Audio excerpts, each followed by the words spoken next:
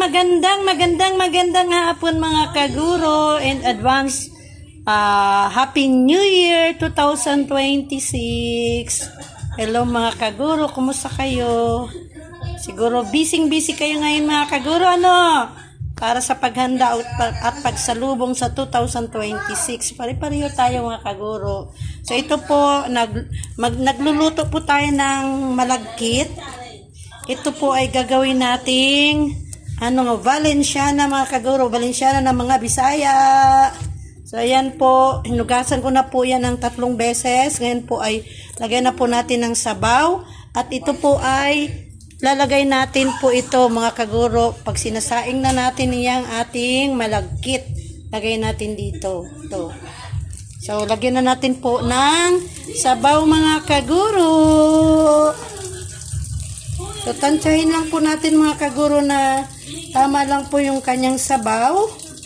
Medyo mahina po yung tubig ngayon mga kaguro kasi halos lahat po ay gumagamit ng tubig ngayon at busy sa pagluluto, sa pag-prepare ng food para sa pagsalubong ng New Year, Happy New Year ng New Year 2026. So, ayan na po mga kaguro. Ayan po si Bambam. Dumating po pala si Bambam mga kaguro. Saan ba yun? Ayan, kita nyo po mga kaguro. Ayan si Bambam. Kapatid ni Tantan. Nanood siya ng TV mga kaguro. Ayan. Tawag niya ako kanina. Pero dahil nag-intro po ako, hindi po siya napapansin. Ay, marami na pong sabaw mga kaguro. So bawasan natin. Bawasan natin mga kaguro ng sabaw.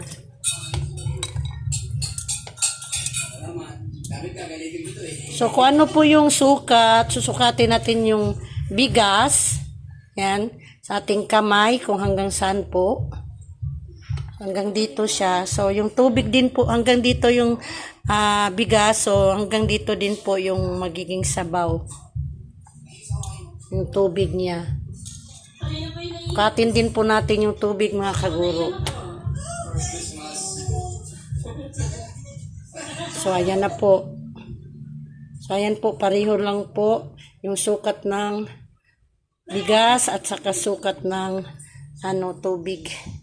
So lagay na po natin ito mga kaguro, ito. Yung ating food coloring. Food coloring po na egg yolk daw po ito. Nanap ko po kanina ay kulay yellow pero wala po mga kaguro. So saglit lamang po bubuksan lang po natin itong ating food coloring para ihalo natin dyan habang sisaingin natin yung malagkit. So ayan na po siya mga kaguro. Kumulay na po. Haluluin lang natin para magpantay yung kulay niya sa bigas. Ayan. So, isang piraso lang po mga kaguro, isang pack lang po yung nilagay ko po una.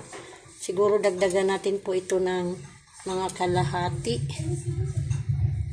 Ayan, saglit tamang po mga kaguro Dagdagan ko ng mga kalahati. Ayan, tapos na mga kaguro. So, isa lang na po natin siya. Lulutuin natin mga kaguro yung malagkit. Parang sinaing, parang bigas. Tapos, after that ay magluto tayo ng para sa gigisa natin mamaya yung ating panghalong baboy at saka atay at balon-balunan ng manok mga kaguro. So bili po muna ako mga kaguro ng iba't iba pang sangkap kasi hindi pa ako nakabili dahil kanina sa Tianggi. Nag-Tianggi po kami. Nakalimutan ko pong bumili. So, diyan lang po ako bibili sa labasan mga kaguro. Balik po ako mga kaguro! Happy New Year! Balik po ako.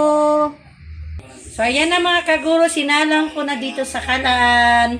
At antayin na lang po natin na kumulo tapos mag-in-in at hanggang sa maluto mga kaguro. So mamaya pagka na siya, nakainin na po, pakita ko po sa inyo yung kulay ng ating kanin, ng ating malagkit na kanin mga kaguro.